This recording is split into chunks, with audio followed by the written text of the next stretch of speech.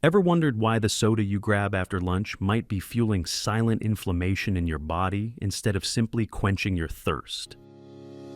Welcome to Dr. Mercola's Cellular Wisdom. Stay informed with quick, easy-to-listen summaries of our latest articles, perfect for when you're on the go. No reading required. Subscribe for free at mercola.com for the latest health insights. Hello, and welcome to Dr. Mercola's Cellular Wisdom. I'm Ethan Foster, and today we're asking whether President Trump's demand that Coca-Cola swap high fructose corn syrup for cane sugar really protects your health, or whether the real danger runs deeper than any label can show. That question landed on every news feed when Trump's Make America Healthy Again campaign ordered the cane sugar switch by year-end. I'm Alara Skye, and corn refiners immediately warned of job losses while public health advocates cheered. Let's drill into why cost, chemistry, and politics collide whenever you pop open a can. The government's corn subsidies slashed HFCS prices decades ago, letting soda makers sweeten cheaply while profits soared. Meanwhile, the same company bottles cane sugar Coke abroad. Trump's directive challenges that status quo, framing sucrose as the safer bet. But inflammation, not price, holds the biggest clue to long-term health. Researchers pooled data on 767 adults and found that HFCS raises c-reactive protein by about 0.27 milligrams per liter, more than cane sugar. Even tiny bumps in CRP mark smoldering inflammation linked to heart disease, diabetes, and cancer. Body weight and glucose looked similar, but inflammation told a tougher story. CRP rises because fructose metabolism generates oxidative stress. Your cells counterattack by releasing pro-inflammatory messengers such as tumor necrosis factor and interleukins, leaving your tissues simmering. The kicker, healthy volunteers and those with metabolic issues reacted the same way. HFCS lights a fire no matter where your health stands today. Inflammation isn't HFCS's only trick. Hidden starch fragments slip into the syrup, quadrupling the calorie load printed on the label. Those ultrafine particles bypass digestion, spike blood sugar, trigger histamine releases that feel like allergies, and feed gut bacteria that thrive on simple starch, fuel for small intestine bacterial overgrowth and chronic bloating. If you believe staying slim keeps diabetes away, one long-term study of over 40,000 adults says otherwise. Just one sugary drink a day raised type 2 diabetes risk by 16%, even in participants who never gained weight. Swap that single serving for water or black coffee and your risk dropped 17%. Beverage choice alone shapes your metabolic trajectory. From a gut health angle, those starch shards promote harmful bacterial overgrowth. Opportunistic bugs pump out toxins that weaken intestinal walls and fan systemic inflammation. If you take acid-reducing drugs, low stomach acid invites even more imbalance, raising your chances of digestive discomfort every time you sip. Given these layers of harm, does switching to cane sugar rescue you? Not entirely. A sucrose-sweetened can still delivers a rapid sugar surge your liver and pancreas were never built to handle. The issue is speed. Refined liquid sugar floods your bloodstream in seconds, distorts insulin sensitivity, and encourages fat storage regardless of the sweetener source. Still, corn refiners defend HFCS as nutritionally identical to cane sugar and warn that thousands of manufacturing jobs hang in the balance. They argue higher cane sugar costs could raise soda prices, depress farm income, and invite more imported sweeteners. All without changing nutritional labels consumers rarely read closely. Proponents counter with a bioenergetic lens. Georgy Dinkov notes that pure cane sugar, free from heavy metal contaminants, behaves differently in your system than HFCS precisely because of those concealed starches and oxidative byproducts.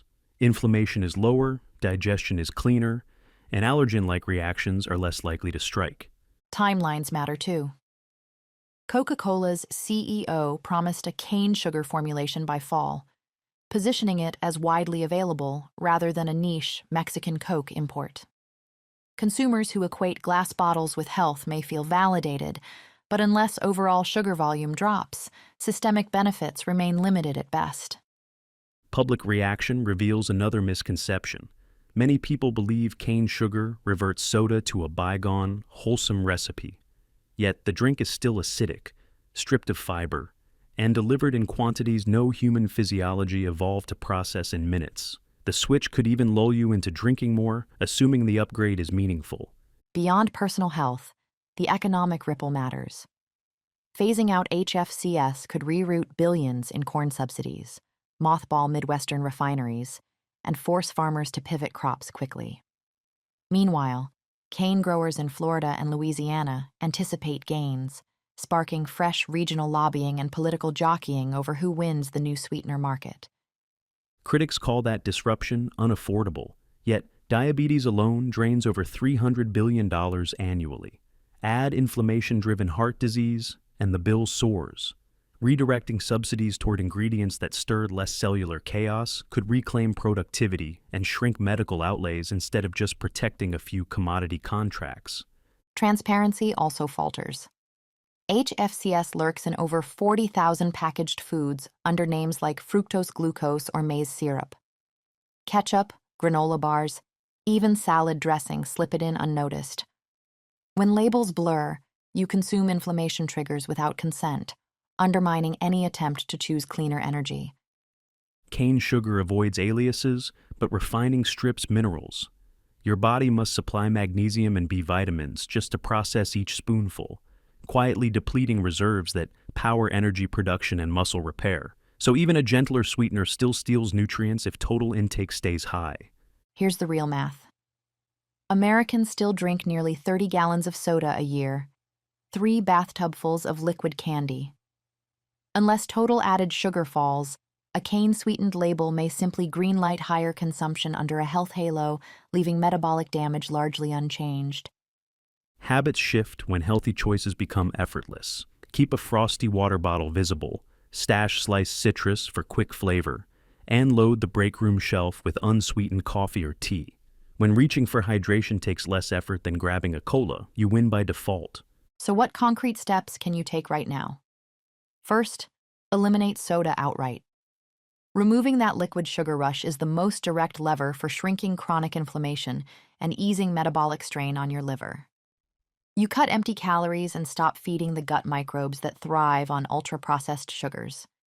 If plain water feels dull, infuse it naturally with lemon, cucumber, or berries. The flavor lifts hydration without the metabolic backlash. Should you crave a caffeine kick, black coffee, or green tea steps in where soda once dominated, giving you antioxidants instead of a fructose starch cocktail. Taste buds remodel quickly.